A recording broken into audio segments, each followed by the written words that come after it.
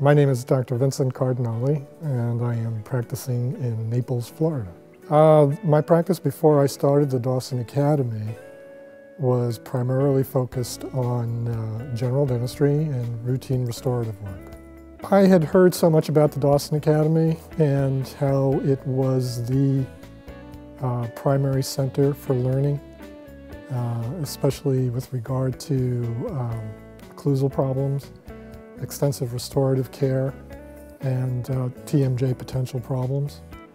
And I really wanted to refine my knowledge in those areas. There were a lot of potentially large restorative cases that I did not feel comfortable handling. And the general principles of prosthodontics were familiar to me, but I didn't feel that they could be handled segmentally and were complete rehabilitation cases, and were restorative challenges that I now enjoy doing. The aha moment came when Dr. Dawson went into joint anatomy, because having graduated from NYU in 1984, as soon as I heard Dr. Dawson go into all the detail of joint anatomy, I kept asking myself, why didn't we learn this much information when we were in school, when we truly needed it? And it all just seemed to make so much sense afterwards.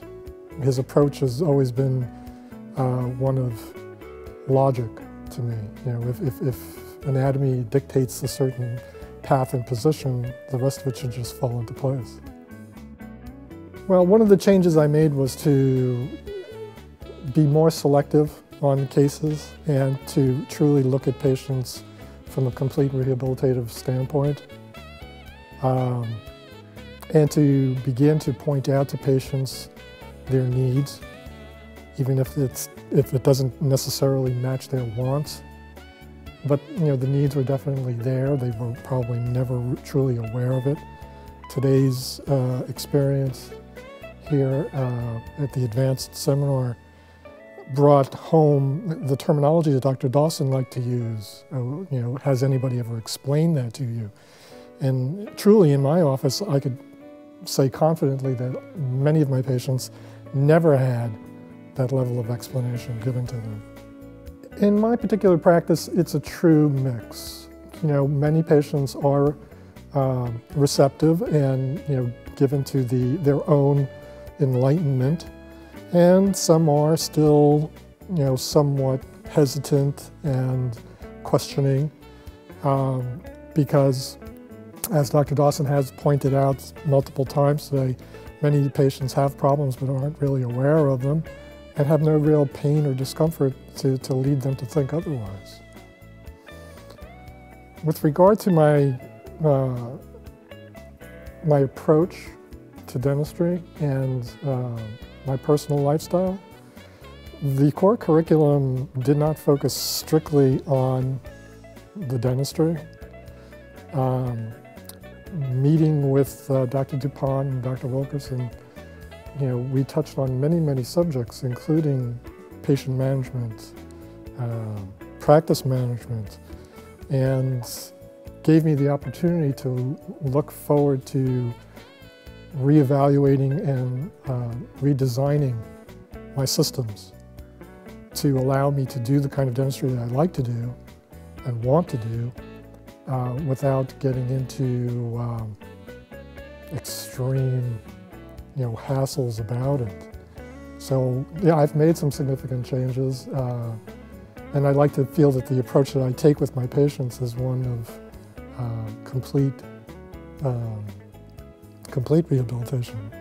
What are they really looking for, and how can I help them achieve that to make them happy? Personally, it's changed my own time, because I don't find myself hassled and harried and worried about where I'm going with the case. I know where I'm going to go with the case, and I know how to handle the approach to it, so I don't need to spend the extra time in the office doing it.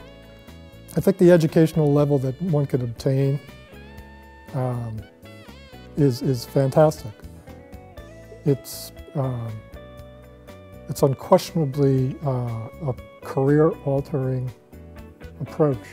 You come out of dental school or a residency program, and you know a fair amount, but you don't have the years of experience that the clinical instructors have obtained.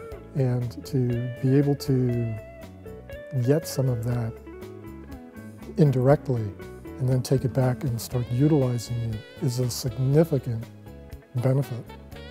I am very grateful to Dr. Dawson and to Dr. DuPont and Dr. Wilkerson because they took the time to give me more educational background that was very, very important to me.